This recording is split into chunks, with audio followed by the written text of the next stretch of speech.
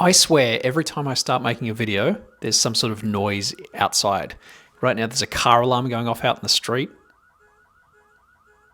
Okay, it's finally stopped. Here we go. Today I want to talk to you about a simple concept, and that is setting smaller goals. This is something that I have struggled with in my life for a long time, and that is over aiming, projecting myself out too far and trying to achieve things that are too grand and then setting myself up for failure and frustration in the process. One of the biggest problems that we deal with in the modern world is comparisonitis. No matter where you look online, there are examples of people who are way further ahead than you are in life. They have more money, more success, more fame, more accolades, whatever it is. And the reality is that no matter how much you try, you're never going to measure up to other people's level of success or their standards. But the problem with this is that we tend to over aim. We think that we need to be at their level, and that sets us up for more frustration and failure. Just recently, I started listening to an interesting audiobook called The Gap and the Gain by Dan Sullivan, and it's an excellent book, but the main concept is that most of us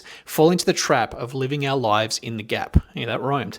Anyway, the living in the gap, the idea that we tend to focus on the things that we don't have or the gap between where we are and where we want to be, and we punish ourselves instead of actually enjoying the journey. So what he suggests is actually looking at the gains that you are getting in your life and relishing those and being appreciative of the fact that you are making progress, no matter how small it might be. That tends to attract more success, it tends to create more happiness and enjoyment, and it makes the journey much more fulfilling, which at the end of the day is actually the reason we're doing what we're doing. So, with this in mind, my suggestion is to set smaller goals. Whatever goal you have in your life right now, cut it in half or cut it in a quarter or 1/8 or whatever, and start to focus on what you can achieve in minuscule amounts. When you start to do this, you're probably going to realize three things. Number one, setting small goals feels silly. You think, this is ridiculous. I can achieve this in 1 hour or 1 day or 1 week or whatever. But that's the whole point. If you can actually achieve the goal that you set out to achieve, you will feel better about yourself and you're more likely to do it. Number two is that small goals are not impressive to anyone. Nobody is amazed if you manage to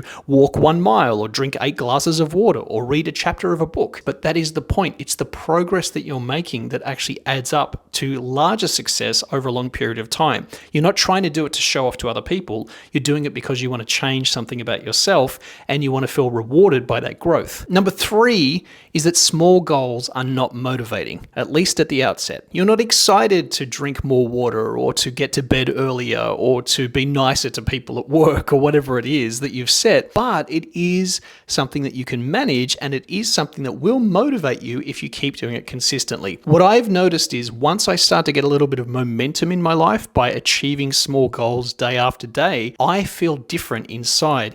My identity starts to slowly shift, and I feel like a person who's being proactive in the world. This is not something that you realize from the outset. So when you look at a small goal, you might think, I don't really care if I achieve that or not, but it's the consistent achievement that makes the difference. I want to leave you with one final thought about small goals. If you look at anybody that you admire in life, you might think that you admire their achievements or their results, but actually what you admire is their persistence, their routines, and their habits. That's what it is that has created the larger success, and that's what it is that you respect and you admire. So anyone that you look at that you want to emulate or you want to be like or you want to have the same kind of success in your life, go down a couple of levels and look at the small goals that they are achieving day to day, week to week, month to month, and realize how they are compounding and they are creating the life that they lead and the success that they have. It's actually the small routines and the habits that you admire, not the great results that they have. You and I can do that as well, but the key is to stop looking out too far